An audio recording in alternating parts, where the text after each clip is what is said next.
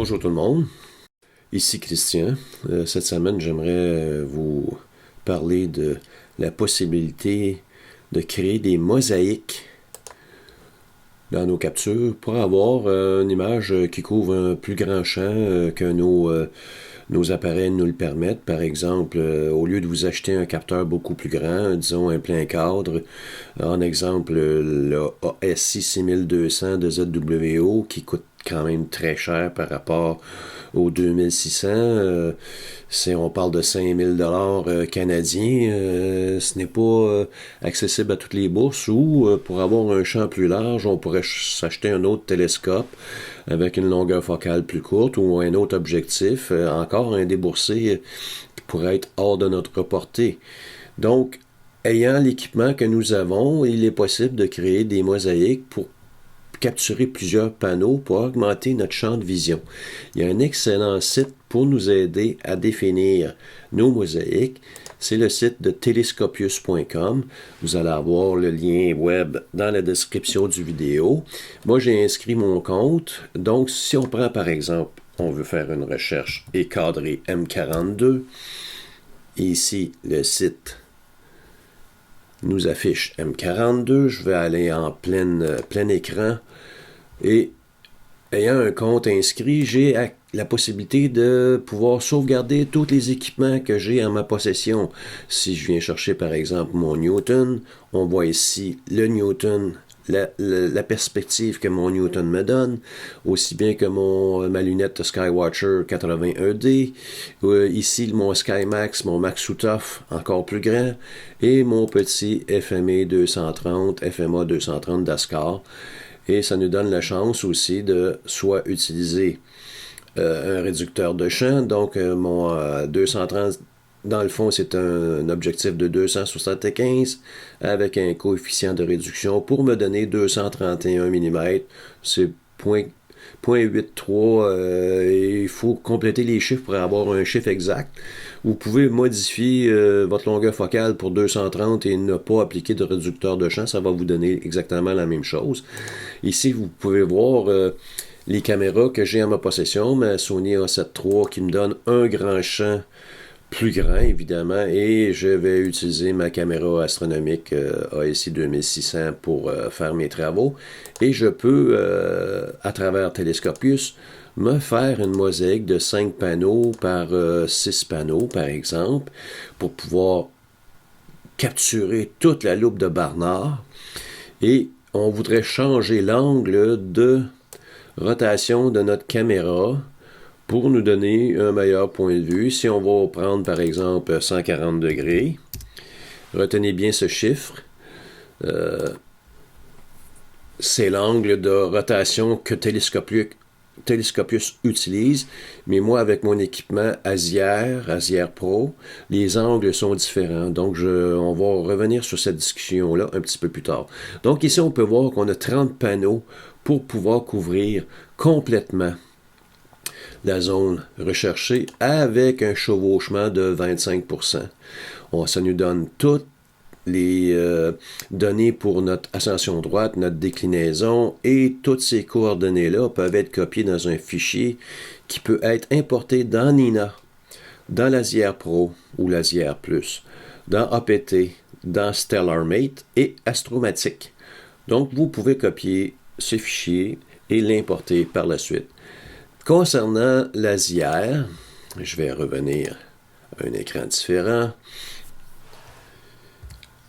Avec la version 2.0 et les subséquentes, on a accès à travers l'Atlas qui est intégré dans l'Asier et en mode preview, de prévisualisation. On a accès à notre Atlas. Par la suite, on a un champ de recherche pour pouvoir aller chercher notre objet. Et une fois qu'on a centré le tout, en haut à la droite, on peut se créer directement une mosaïque à travers l'application de l'Asier. On augmente notre chevauchement à 25%. On peut faire la rotation de notre équipement pour avoir le même plan que celui que nous avons vu chez Telescopius. Et tout ça, on peut augmenter par la suite le nombre de panneaux pour notre couverture. Ici, je vais faire un 3x3, pas nécessairement un 5x6. Mais et on peut déplacer notre ensemble pour avoir notre couverture de champ complète. Pourquoi qu'on a une différence entre les deux? Je vais revenir un petit peu en arrière dans ma capture. Le dessus de ma caméra rectangulaire, lui, dans l'asière, il est à 230 degrés et non pas à 140 degrés. Le côté de ma caméra pointe vers l'étoile polaire, le centre, le NCP, le centre polaire du Nord. Dans l'asière, 0 degré, c'est la mise en station de notre équipement, c'est l'enlignement vers l'étoile polaire, le centre magnétique du Nord. Tandis que dans Télescopius, 0 degré, c'est l'horizon terrestre. C'est la raison pour laquelle nous avons 90 degrés de différence entre les deux types d'évaluation. Mais c'est exactement le même cadrage. C'est un point à retenir tout simplement. Fait qu'ici, je vais quitter mon petit fichier QuickTime. Je vous laisse également à travers, dans la description de la vidéo, voyons, PixInsight YouTube, je vous laisse l'ensemble d'icônes qu'on va utiliser pour la mosaïque. Fait que si vous double-cliquez ici sur l'icône, sur l'ensemble d'icônes que vous allez placer sur votre bureau ou le sauvegarder ailleurs sur votre disque, en double-cliquant dessus, les icônes vont apparaître dans votre espace de travail numéro 1. Et libre à vous par la suite de les traduire en français si vous le voulez. Make templates, on pourrait dire créer notre modèle. Align to template, on pourrait le changer pour aligner au modèle plutôt, excusez-moi. Et ainsi de suite. Gradient Merge Mosaic. C'est un procédé qui est à travers PixInsight en anglais. Image Solver, c'est un script qui est identifié comme tel. Et là, on a un script aussi qui s'appelle Mosaic by Coordinates, qu'on pourrait changer pour Mosaic via les coordonnées. C'est libre à vous de faire la traduction qui vous plaît le plus. Je vais ouvrir mon projet. Donc, c'est un projet de mosaïque. Ça va prendre quelques secondes pour se faire. Moi, dans mon ensemble d'icônes, j'ai 5 espaces de travail différents. Pour ceux qui me suivent depuis un certain temps, vous le savez déjà. Fait qu'on va attendre que le projet se charge. Donc, comme je vous disais, au niveau des espaces de travail, j'ai 5 espaces. Moi, un espace de flux de couleurs, de bande étroite, de mosaïque, d'intégration manuelle et créer des masques d'étoiles qu'on se sert de moins en moins avec Star Exterminator, évidemment. Ici, vous pouvez voir si je veux sauvegarder mon projet une deuxième fois. Les données proviennent de Ron Preacher et de Warren Keller. J'ai eu la chance de travailler avec ces deux gars-là, ces deux maîtres de PixInsight pendant 3 ans. Et j'ai utilisé leurs données pour vous expliquer comment fonctionnent les mosaïques. Donc, première image que je vais vous présenter, peu importe le nombre de panneaux que vous voulez associer, il est recommandé de faire un DBE, ABE ou encore utiliser Crack Spurt pour éliminer la pollution lumineuse de chacun de vos panneaux. Si vous avez des panneaux en couleur avec une caméra OSC ou encore vous avez jumelé vos couches RVB, on suggère fortement de faire la calibration de chacun des panneaux. Et moi, je vous suggère davantage de retirer les turbulences atmosphériques avec Blur Exterminator si vous possédez ce plugin, évidemment. Ce sont des options pour les 3 premières procédures à faire. Ce qui est obligatoire, par contre, c'est de recadrer votre image pour avoir un résultat impeccable et facile à faire. Vous ne devez avoir aucune ligne morte, une colonne ou rangée. Donc, vous devez recadrer pour n'avoir que des photons dans votre image. Ça vous prend une source lumineuse. Donc, il faut recadrer pour éliminer les bordures qui sont qui sont mortes. C'est une obligation dans ce cas-là. Donc, vous avez tous les procédés que vous connaissez, le DBE, ABE, SPCC, PCC ou Color Calibre pour faire les travaux et Blur Exterminator pour compléter le travail. Ici, la meilleure pratique concernant les gens qui ont des caméras monochromes, c'est de relier vos panneaux indépendamment de la couche. Vous reliez vos panneaux de luminance, vous reliez vos panneaux de rouge, de vert, de bleu, d'hydrogène alpha, de soufre 2 ou d'oxygène 3. C'est très long à faire, mais c'est la meilleure pratique pour avoir une image impeccable. Par contre, si vous voulez avoir un procédé un petit peu plus rapide, vous pouvez combiner vos couches RVB et ensuite jumeler vos panneaux pour avoir votre résultat final. Évidemment, la luminance se fait d'une façon indépendante. À part, si vous avez une caméra OSC, ben, vous n'avez pas de luminance et vous n'avez pas à combiner vos couleurs. Vous avez déjà une image couleur. Donc, vous reliez vos panneaux entre eux pour pouvoir faire vos travaux. Et si vous avez une grande mosaïque, comme le cas qu'on a vu dans Telescopius, 30 panneaux ou encore 6 panneaux, vous devez commencer par le centre pour aller vers le haut, vers la droite, vers le bas et vers la gauche pour terminer avec les côtés les plus aux extrêmes par la suite. Il y a un procédé qui n'a pas à considérer ce patron-là.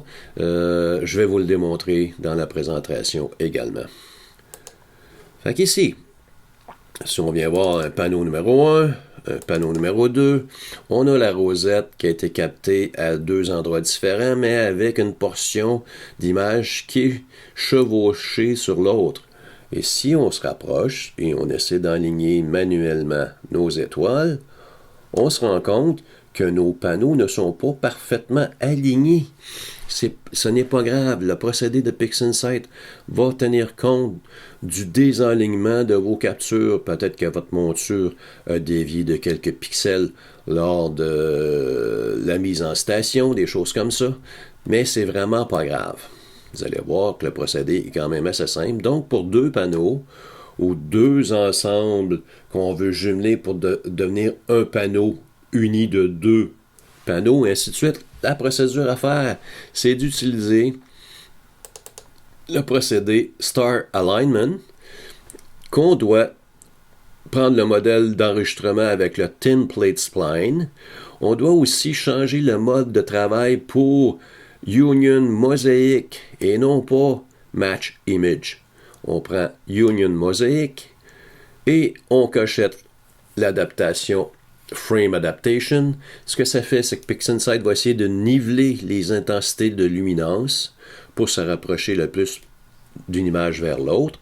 Donc, on prend notre panneau numéro 1, par exemple, on vient le mettre dans l'image de référence. La portion d'image cible est grisée, nous n'en avons pas de besoin. La portion d'avoir où on pourrait sauvegarder l'image non plus, parce qu'on va se créer une nouvelle vue. Les paramètres par défaut pour la détection des étoiles est parfaite. Et où est-ce qu'on peut marier ou comparer les étoiles? Ici, on monte la tolérance de Renczak à 2.0. Ensuite, on vient ici cocheter Restrict to Preview. On ne veut pas calculer toute l'image au complet pour faire notre travail. Donc, on va se créer des fenêtres de prévisualisation dans le chevauchement entre nos deux images, par exemple. Je vais déplacer ici mon procédé pour pouvoir me créer un preview également dans ma deuxième image. PixInsight va calculer et comparer seulement à travers les previews pour créer notre modèle. Ici, c'est vraiment se créer un modèle. On prend l'icône de petit triangle pour l'appliquer sur notre panneau numéro 2 et on laisse PixInsight faire son travail.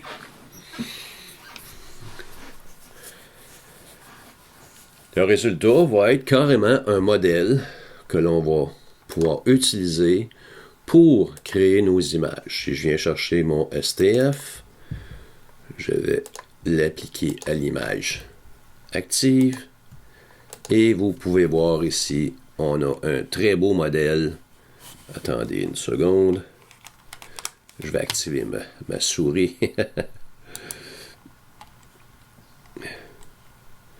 Pour pouvoir augmenter l'intensité dans notre modèle. On a une très belle image et le décalage qu'on avait entre les deux images, mais ça nous crée des bandes noires mortes qui ce n'est vraiment pas grave. On peut changer ici notre nom pour IC 434, c'est notre modèle. Ou si vous voulez utiliser le terme anglophone, c'est notre template. On garde cette image-là sur notre bureau. On l'affiche ici. La deuxième étape, c'est d'utiliser une autre instance de Start Alignment. Et par contre, ici, on va utiliser notre modèle comme référence. Et on utilise également le Frame Adaptation. Et on peut maintenant prendre... excusez-moi, on a toujours le Template Spline. Par contre, le mode de travail, c'est Match Image. Ce n'est pas le deuxième qui est Mosaic. Union Mosaic, on prend le premier. Et ici, on peut venir chercher nos vues. Et si vous avez des fichiers sur votre disque dur, vous pourriez aller chercher les fichiers. Dans notre cas ici, on a accès à avoir nos vues. Donc, je viens chercher... un petit peu plus bas, mon panneau numéro 1, mon panneau numéro 2, et voilà. Et le REMZAC est identique, et on va utiliser, on va restreindre à nos previews, mais c'est pas nécessaire, je vais vous avouer, on a notre modèle, fait que, on peut quand même restreindre, ouais, pourquoi pas. Fait ici, on va utiliser le bouton rond, on va faire une application globale du procédé pour nous créer deux belles images alignées par rapport à notre modèle. Ça va prendre quelques instants. Vous voyez, il a été capable de faire une résolution de plaque et nous créer notre première image, qui est notre panneau numéro 2, Registered, donc qui est aligné avec notre modèle. Il est en train de faire le deuxième panneau. Je vous montre le résultat. On prend notre STF. Vous voyez ici qu'on a une image avec une bonne bordure noire. Et ici, c'est le contraire pour notre autre panneau. Et une bonne bordure noire aussi. Donc ici, on pourrait changer le nom pour dire que c'est IC434, notre panneau numéro 1, aligné. Et ici, on change le nom pour IC434. Ainsi de suite. Et nous devons sauvegarder ces deux images-là sur notre disque dur. Donc, on fait un Save As. On s'en va dans mon répertoire, mes projets, Astro, Mosaïque.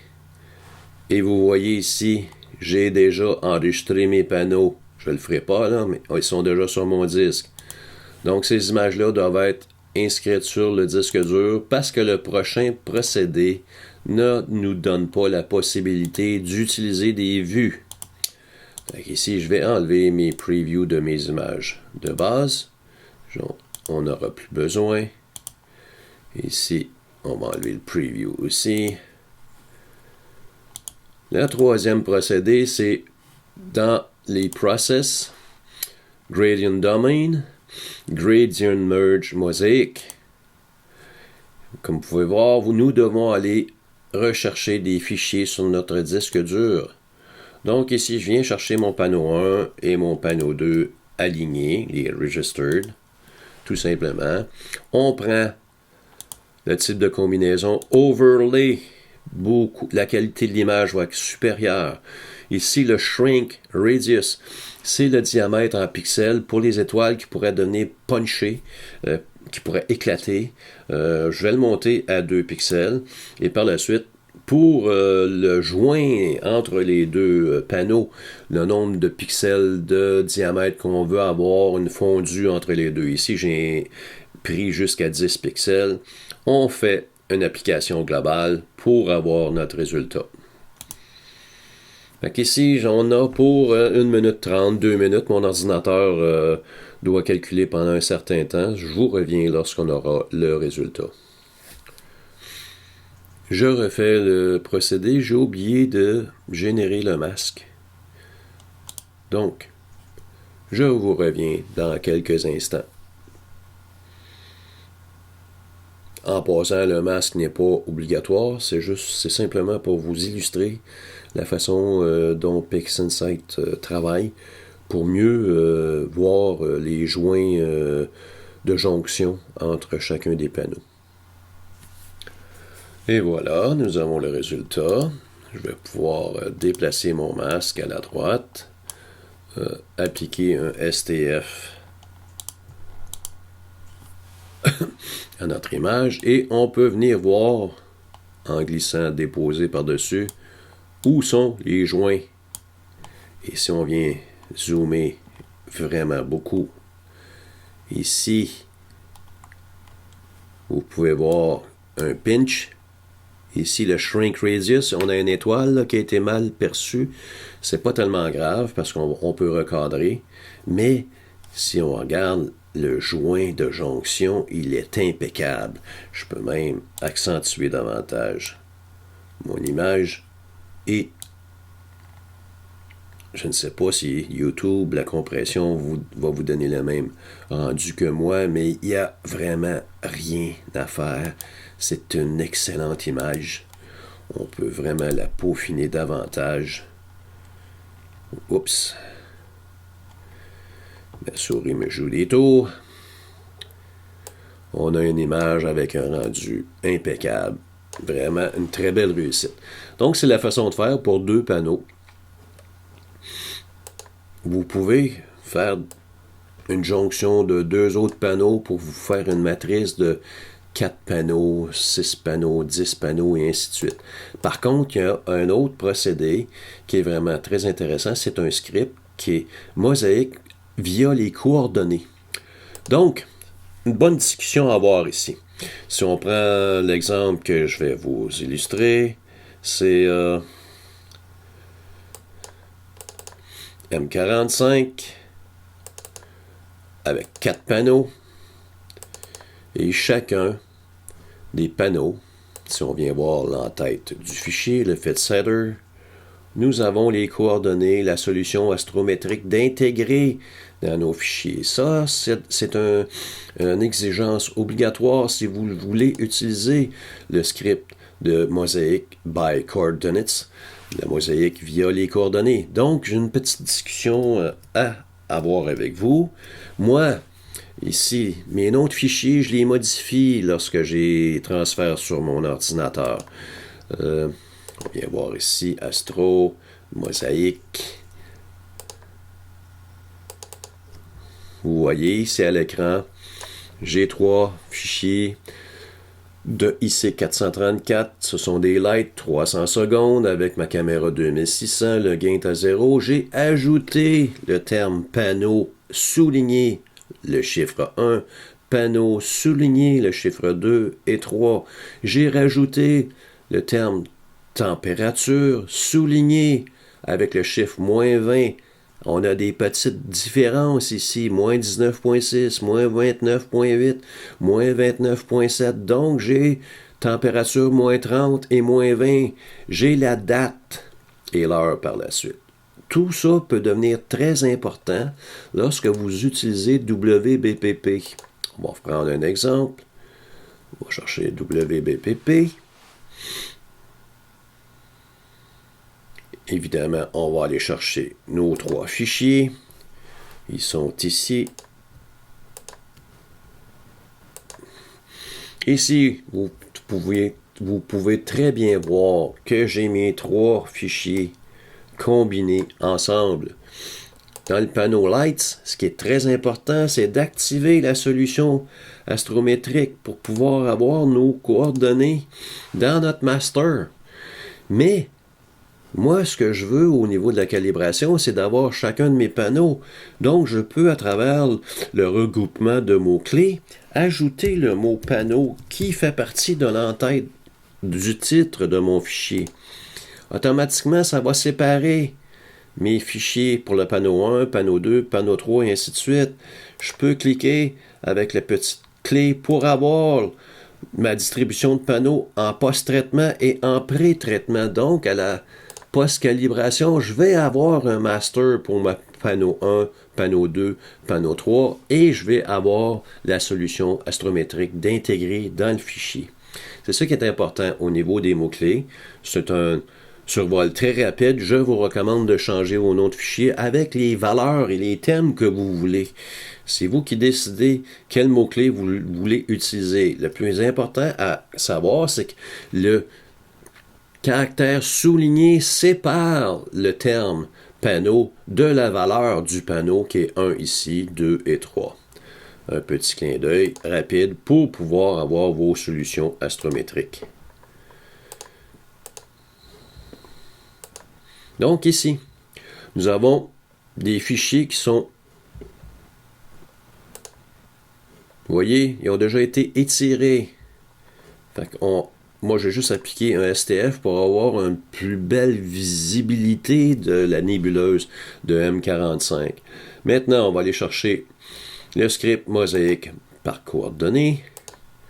Ici, je vais éliminer ma liste. On pourrait avoir des fichiers sur notre disque dur, mais on a l'accès aux vues. La personne qui a créé ce script-là a appelé ça Windows pour fenêtre au lieu de vue. Donc, on a sur notre bureau nos 4 panneaux. Mon panneau haut droite, haut gauche, bas droite, bas gauche. Et on applique tout simplement, on appuie sur le OK.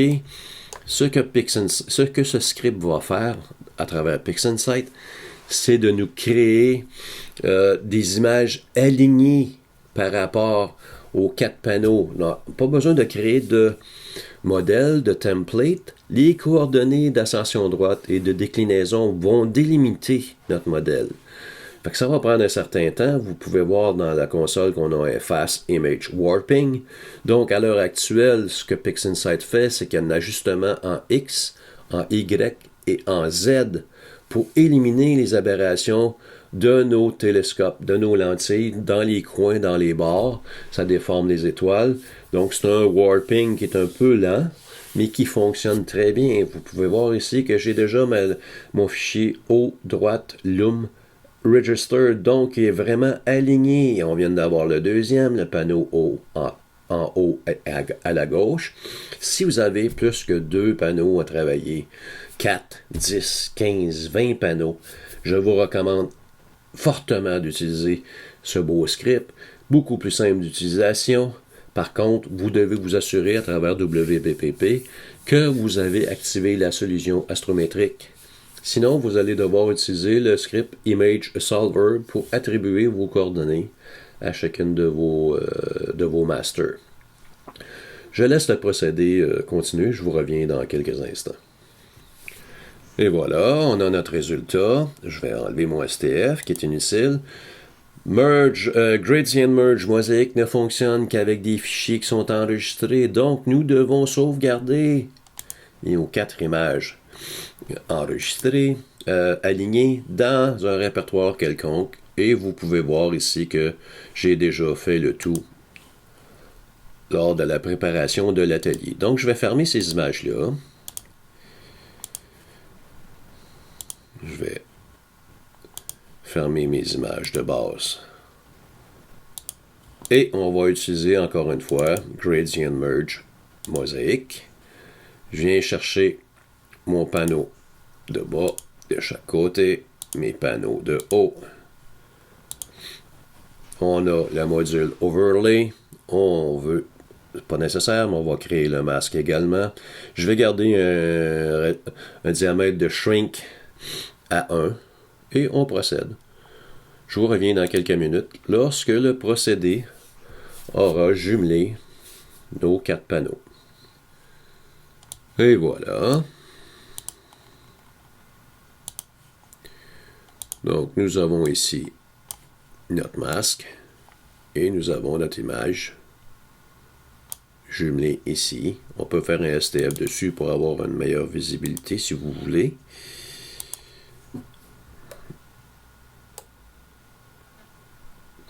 Évidemment, nous allons devoir recadrer le tout, et une fois que vous avez tous vos masters, vous pouvez les transférer dans votre espace de travail adéquat pour pouvoir faire votre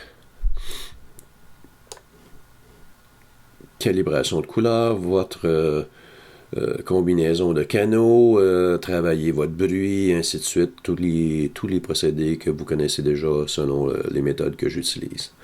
En espérant que vous avez apprécié ce survol très rapide comment créer des mosaïques avec PixInsight. À la prochaine.